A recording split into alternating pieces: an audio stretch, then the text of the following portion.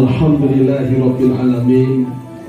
Wa bihi nasta'inu ala umuri dunya waddin.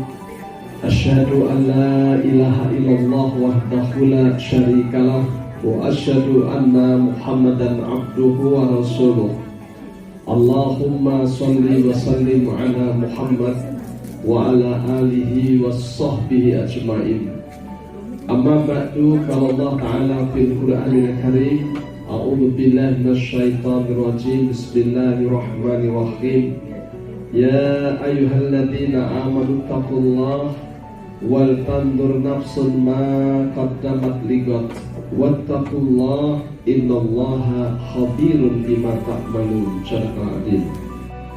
Allah memberikan rahmat itu kepada orang yang dikehendaki. Yahdila linurihi mayyasha. Allah memberikan hidayah kepada siapa yang dikehendaki. Dan kita adalah orang yang insya Allah termasuk orang yang dikehendaki oleh Allah diberi hidayah. Kalau materi semua orang dikasih, kalau rezeki semua makhluk diberi, tapi kalau hidayah hanya yang dikehendaki. May yahdihillahu fala mudhillalah wa may yudlilhu fala hadiyalah. Kalau orang sudah diberi oleh Allah hidayah, gak ada yang bisa membuat dia tersesat. Tapi kalau orang sudah ditetapkan Allah tersesat, tidak ada yang bisa memberi hidayah. Nabi Muhammad SAW saja gak bisa memberi hidayah kepada pamannya sendiri, Abu Thalib. Itu Nabi, gak bisa. Apalagi Hami, tambah gak bisa, kan begitu ya. Maka kalau saya ceramah kemudian ibu-ibu menjadi baik, itu bukan karena saya ceramah, tapi karena memang ibu-ibu ini orang yang dikehendaki Allah jadi hambanya yang baik. Dan untung kita itu, karena Allah berfirman, al-yawma akmaltu lakum dinakum. Aku beri kamu agama yang sempurna, wa atmamtu alaikum nikmati. Dengan demikian aku telah cukupkan nikmatku untukmu. Jadi Islam sebagai agama yang sempurna ini adalah nikmat dari Allah kepada manusia. Maka saya bisa memahami banyak orang yang tadinya tidak Islam. Begitu dia Islam, dia merasa hidupnya nikmatnya luar biasa. Ya contoh gampangnya yang baru viral Joko Budo itu ya. Jadi dia dalam kesyirikan, dalam perdukunan, dia bilang saya dapat semuanya. Materi saya punya, mobil mewah saya ada, terkenal, sudahlah sangat populer se-Indonesia. Siapa yang tidak kenal Joko Budo? Saya nggak usah nemui artis-artis yang nemui saya nggak usah cari pejabat-pejabat yang cari-cari saya, katanya begitu. Tapi anehnya saya kok nggak bahagia. Padahal semuanya persyaratan untuk bahagia saya punya. Disitulah akhirnya saya merenung dan saya putuskan saya jadi orang Islam.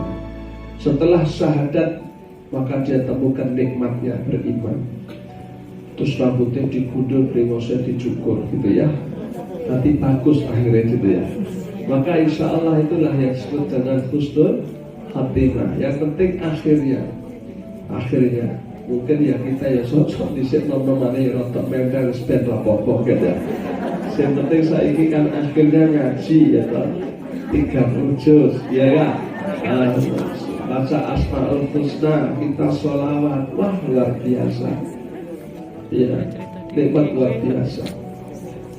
Itu satu keuntungan. Dan Nabi mengatakan, kamu akan merasakan nikmatnya Islam ini kalau kau bisa menjadikan Allah dan Rasulnya lebih kau cintai daripada dirimu sendiri. Itu syaratnya.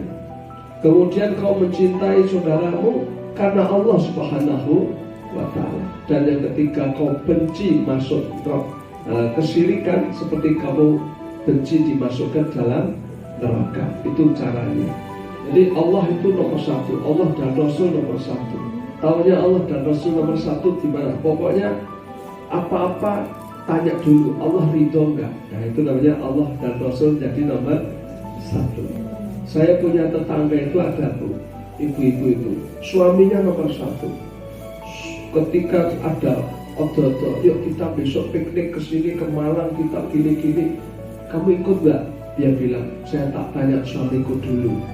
suamiku boleh enggak? Ini namanya suami nomor satu, gitu ya. Sampai ibu-ibu yang lain pada ngerasa ini loh, nanti kita tak kok bojone garang ya. Penting malam ngomong ya kok. Supaya bojone bagus-bagus soal kok piye malah dirasani. Iki wong ora teko iki. Ya gitu. Jangan begitu. Justru itu baik. Tanya dulu saudara. Kalau kamu jadi beranak dan suami enggak boleh ikut, alah gerbono tok. Nah, tak boleh. Ini orang yang menjadikan suaminya nomor satu, dia mentaati itu karena apa? Mentaati Allah.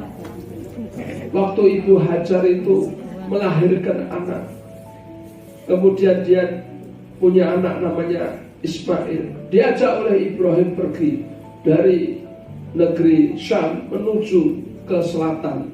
Entah nggak tahu kemana itu perginya.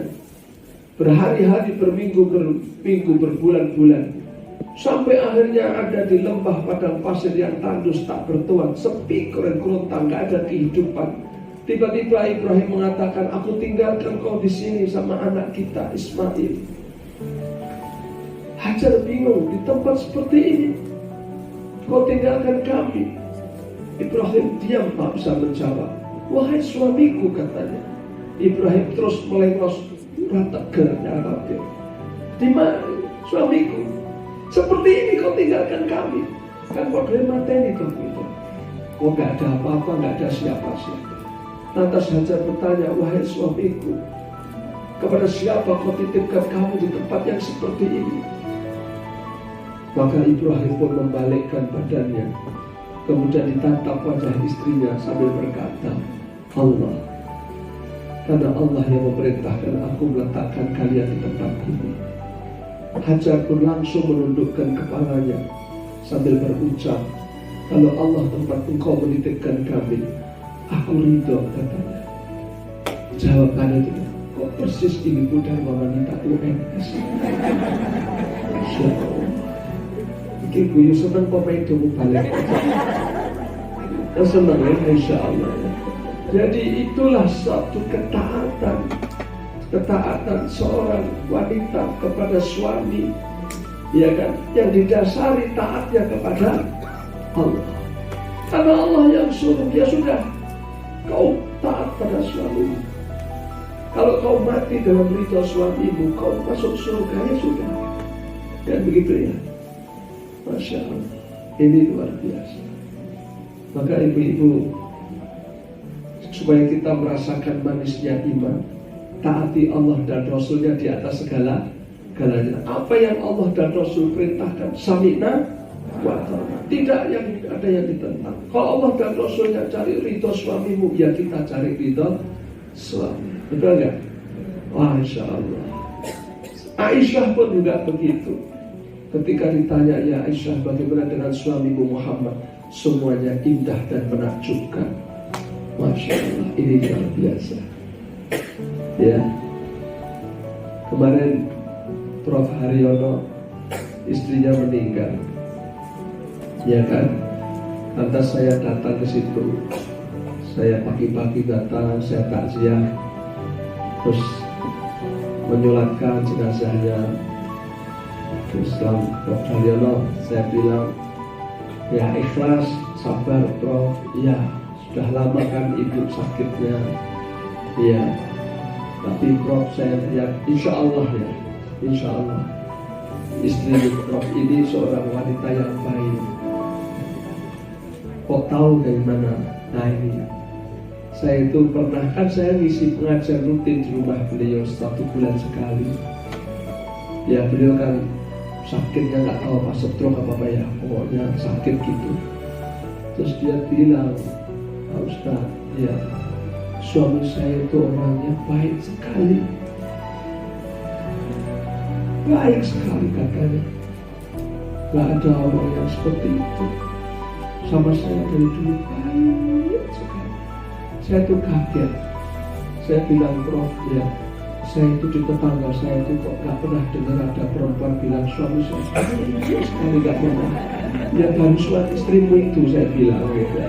Biasanya kalau teko ya bujuk ingat yang kayak mas gitu, umumnya gitu itu gitu ya. Sekalinya bilang baik itu sudah meninggal. Makanya kita Masya Allah almarhum bojoku wongnya api banget gitu. Nanti kalau pas mati kan akeh tunggale kan gitu ya. Tapi kalau masih hidup kok dilem itu luar biasa. Saya bilang itu dilakukan oleh Hajar, dilakukan oleh Aisyah, dilakukan oleh Khadijah, dan insya Allah dilakukan ibu-ibu wanita, dharma wanita UNS, betul nggak? Iyalah, ya. Dan orang yang mentaati Allah dan Rasulnya inilah yang disebut dengan takwa. Takwa. Dan ini kemuliaan tertinggi. Karena itulah kalau ingin mulia jangan di pangkat, jangan di harta. Bolehlah punya pangkat, bolehlah punya harta, tapi itu sarana, bukan tempat kita mendapat mulia. Nah kalau pengen mulia apa? Allah bilang inna akramakum indallahi atqakum. Sesungguhnya yang paling mulia di antara kamu yang takwa. Kan yang menentukan itu kan Allah, mulia dan hina, bukan manusia. Kalau kamu tanya orang-orang, wah kayak saya kimus mulia, kok ngerti?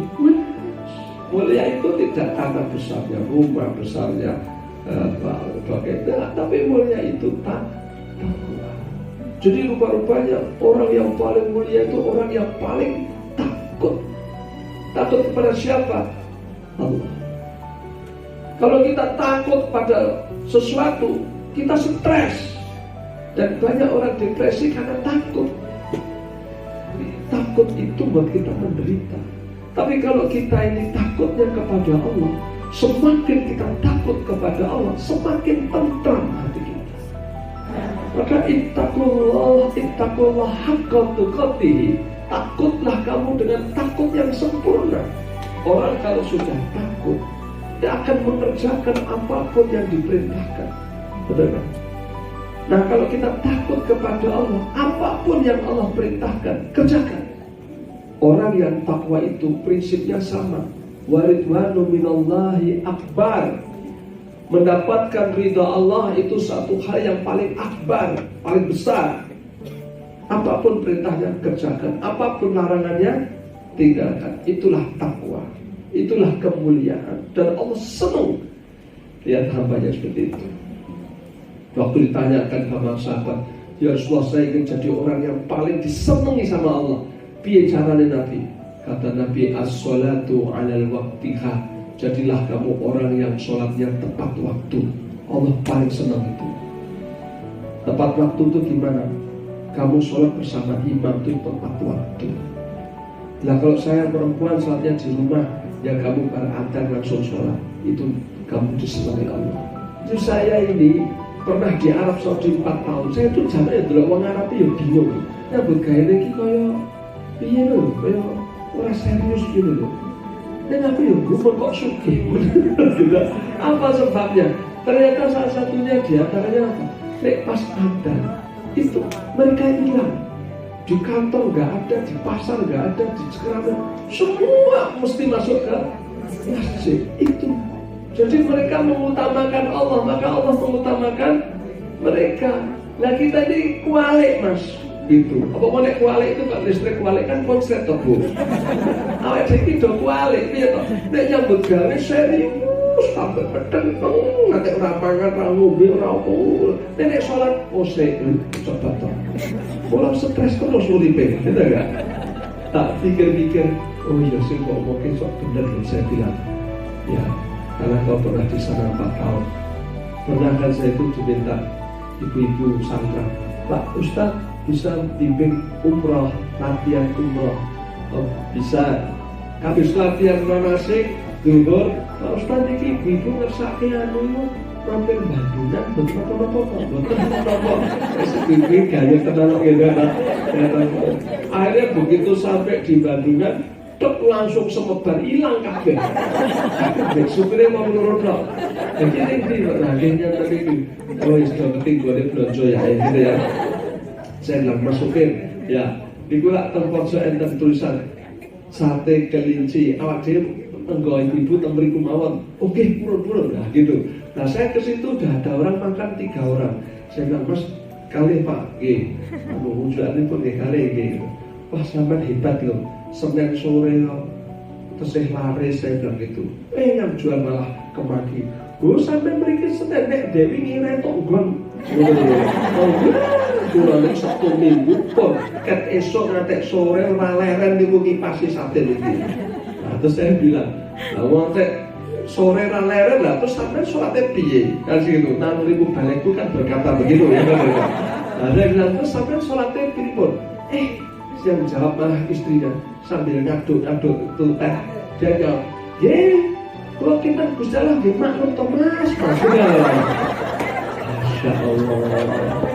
Masya Allah. Ini orang rata kok jadi kajian ya. Jadi kita itu suka gitu, ya kan? Suka gitu. Menganggap ini perkara yang nggak penting. Harusnya itu serius. Betul kan? Sekali lagi, yang menentukan adalah kualitas takwa kita kepada Allah Subhanahu wa taala. Dan ibu-ibu tahu bagaimana Hajar bertakwa kepada Allah. Ditinggal sendiri di tengah padang pasir saja, dia ridho. Coba bayangin. Saya kira makanya aku mau pilih. Bukan kamu yang Masya Allah, ya kan dia. Nah gitu. Maka ini ibu kalau kita tawaf di Ka'bah, benar ya? Di samping Ka'bah ini ada Hijr Ismail, artinya pangkuan Ismail. Disitulah Hajar memangku Ismail ketika masih bayi, ngeloni istilahnya, tidur di situ. Bahkan sampai konon beliau meninggalnya pun di tempat itu. Maka tempat itu dimuliakan pula oleh Allah karena itu tempatnya seorang yang mulia dengan dijadikan tempat untuk tawaf. Bayangkan tempatnya seorang Hajar disandingkan dengan Baitullah Ka'bah dan jadi tempat tawafnya seluruh manusia sampai akhir zaman. Hajar. Kemudian ketika kita selesai tawaf, kita diperintahkan untuk sa'i. Sa'i itu adalah usaha. Siapa yang melakukan? Hajar. Hajarlah yang sa'i. Langkah ke langkah kecil dari kaki-kaki kecil seorang wanita yang kecil. Hajar yang diteladani oleh seluruh manusia yang umrah dan haji. Ketika kita pulang, kita membawa oleh-oleh air Zam-Zam. Kalimat Zam-Zam itu kalimat Hajar. Ketika dia melihat air itu, dia berkata Zam-Zam, Zam-Zam, yang artinya kumpul-kumpul, karena dia ingin air itu tidak kemana-mana. Ya, dan nama itu menjadi nama air, disebut air Zam-Zam. Siapa tahu di antara ibu-ibu yang duduk di depan kita ini ada Hajar-Hajar yang baru, kita nggak ngerti. Maka beruntunglah orang yang mempersiapkan bekal akhiratnya. Maka ittaqullah, takwalah kepada Allah. Wal tandur nafsun ma qaddamat liqad, supaya kita mempersiapkan bekal kita menghadap Allah. Karena hidup ini adalah perjalanan menuju Allah. Wattaqullah, takutlah kepada Allah. Innallaha khabirun bima ta'malun, dan Allah itu tahu apa yang kamu kerjakan. Dikasih panjang umur, nah inilah saatnya kita banyak berprestasi dengan amal soleh.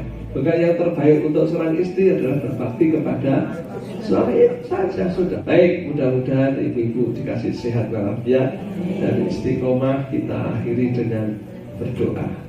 Bismillahirrahmanirrahim. Alhamdulillahirabbil alamin. Hamdan yu'ti ni'mah wa yukafi mazidah.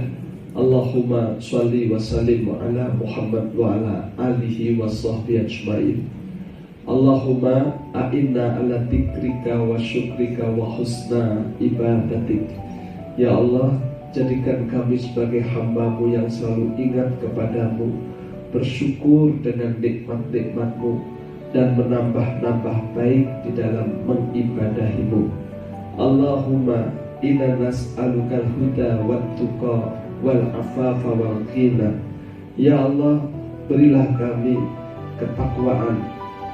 Dan ya Allah, jadikan kami sebagai orang yang selalu bersyukur denganmu, dan cukupkan kami dengan limpahan rizki-Mu, dan golongkan kami sebagai hamba-Mu yang sehat walafiat dan senantiasa dalam petunjuk-Mu. Rabbana hab lana min azwajina wa dzurriyyatina qurrata a'yun waj'alna lil muttaqina imama. Ya Allah, jadikanlah pasangan hidup kami dan anak turun kami sebagai orang-orang yang bisa menyejukkan hati kami. Jadikan kami sebagai orang tua yang memimpin anak-anak yang bertakwa kepadamu. Rabbana atina fid dunya hasanah wa fil akhirati hasanah wa qina azabannar. Ya Allah, ya Tuhan kami, berilah kami kehidupan dunia yang penuh dengan kebaikan, yang membawa kebaikan dalam kehidupan akhirat kami. Ya Allah, jauhkan kami dari dunia yang hanya membuat kami terjerumus dalam siksa api neraka. La haula wala quwata illa billah. Tidak ada daya upaya kecuali hanya milik-Mu, ya Allah. Rabbana wa taqabbal du'a innaka antas sami'ud du'a. Ya Allah, kabulkanlah doa hamba-hamba-Mu ini, karena sesungguhnya Engkau zat yang maha mendengar hamba-Mu yang sedang berdoa. La haula wala quwata illa billah. Subhana rabbika rabbil izzati amma yasifun. Wassalamun alal mursalin. Walhamdulillahi rabbil alamin. Amin ya rabbal alamin. Akhir kalam, wabillahi taufiq wal hidayah. Nasrul minallah wa fathul qarib. Assalamualaikum warahmatullahi wabarakatuh. Waalaikumsalam.